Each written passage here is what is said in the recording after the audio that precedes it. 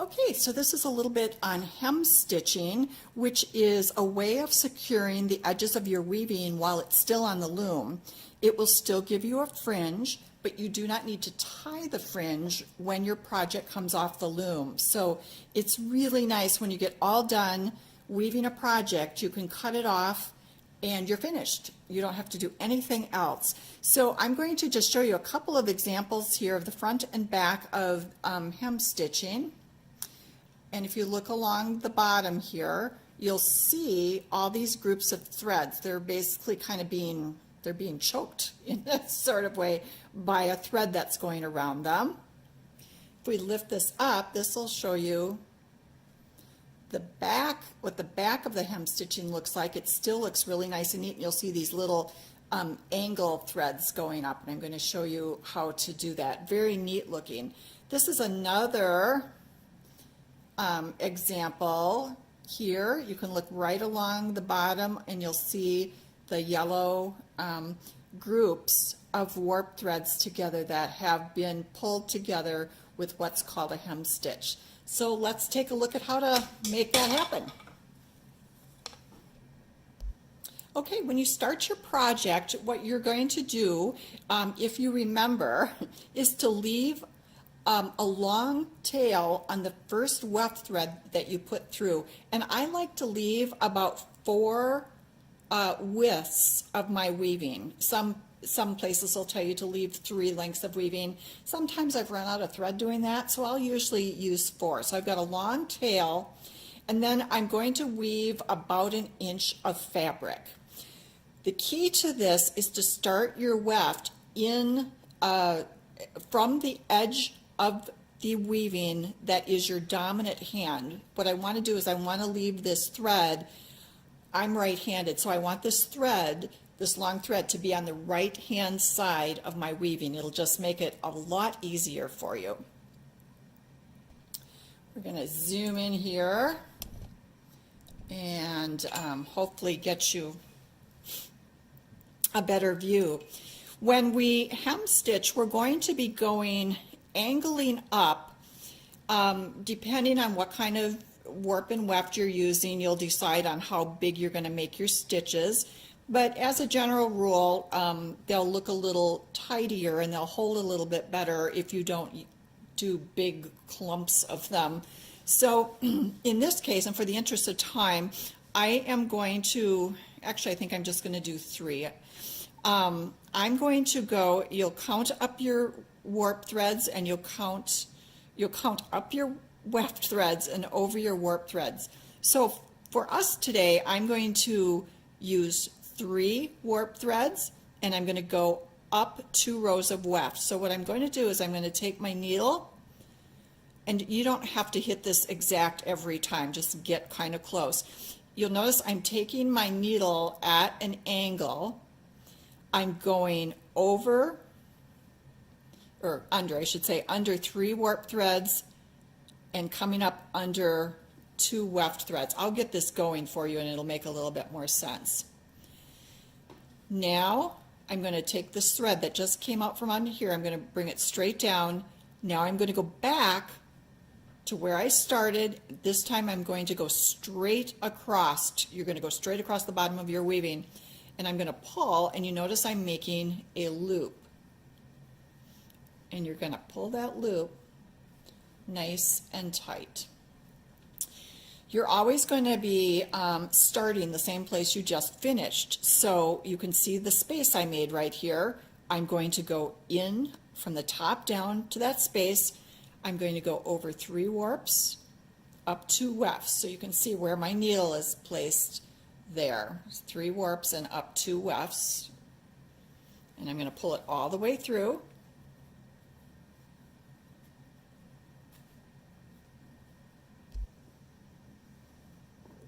We're going to go back where we started, which this first gap here. Now we're just going to go straight across the bottom.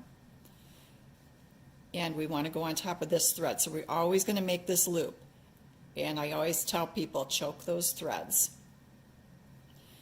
Okay, see the last group. You can see that it created a space here. You're going to go back down through that. over 3 warp threads, or we're going under them, but across 3 warp threads and up 2 weft threads. Pull the needle through. Go back where you started and go straight across. And in this time, your tail goes under your needle. I'm going to back the camera up a little bit so you get a little bit wider angle. Okay.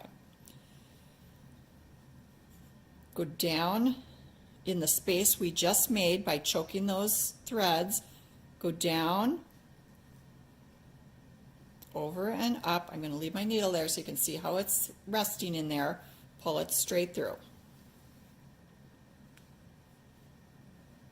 Keep your tail of yarn now the direction that you're going. Go back where you just, you notice I just have 3 threads or 2 threads there, that's fine. And go straight across, and you're going to go over that thread. Choke those up. You can see the hole I made. You're going to go down through that hole, up at an angle, pull.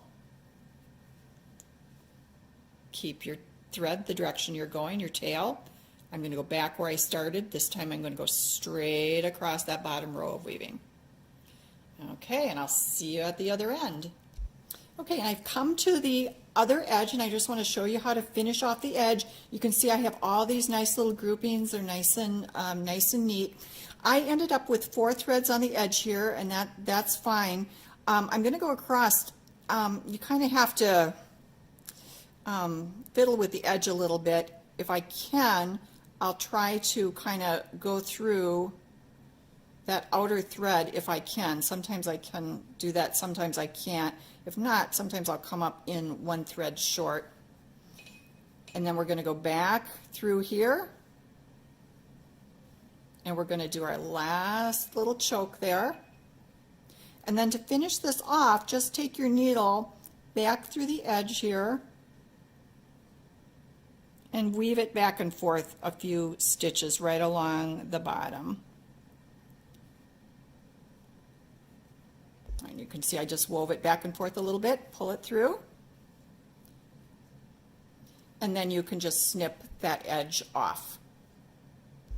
Now when you get to the opposite end and you're ready to finish your weaving, same thing. You want to bring your last shuttle through so that your thread is on the side of your dominant hand, which in my case is right, and you'll pull off 4 wisps of warp or of weft thread, 4 times the width of your project. And we're going to do the exact same thing. I'm going to see if I can thread this onto my needle here. The needle I'm using is a blunt end, like a tapestry needle. I tried to find the biggest one I could to make it a little easier for you to see. So the process is going to be the same, except you're going to be working back towards yourself. So in this case, I'm going to be under and angling up towards me. I'm going to pull the thread through. Still the same thing. I'm going to go then straight across. Make sure you capture that thread. And you'll get that nice loop and pull. We're going to go out the hole we just made, over 3 warp threads and up 2 weft threads. Pull, come around the bottom, make sure that thread is on the side of the direction that you're traveling. And every once in a while, if you don't get that loop, stick your thread through there. Make sure you get a loop. Do one more for you. Angle it up, straight across. In where I just came out, angle up, pull it through, come straight across, and catch your thread. And now I have the bottom edge and the top edge done. It's all done. I've tucked the edges in, I've cut them off, and you can see what a nice, neat selvage weaving edge that gives you. Now, if you like your tied fringe, when you take this off the loom, you can still tie knots. If you like the looks of knots, that's fine to do that. But you don't have to. You would cut this off and everything's secured, your project's done, ready to be washed and done whatever you're planning to do with it. So I hope that was helpful.